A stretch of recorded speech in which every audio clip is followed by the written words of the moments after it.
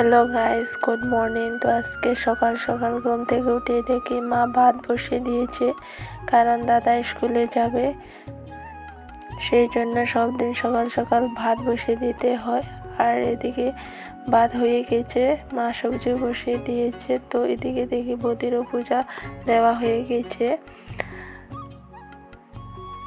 আর এদিকে আমাদের cute cute হাঁসের বাচ্চা।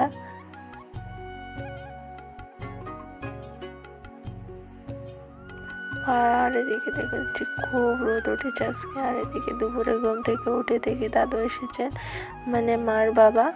আর তোমরা হয়তো এই ফুলটা অনেকেই দেখেছো। এই ফুলটার নাম হচ্ছে তারা ফুল। তোমরা যদি এই ফুলটার নাম জানো তা কমেন্ট করো। আর বাই দেখো বিকেলের সানসেট, জাস্ট অসম। कितना सुहाना सा ये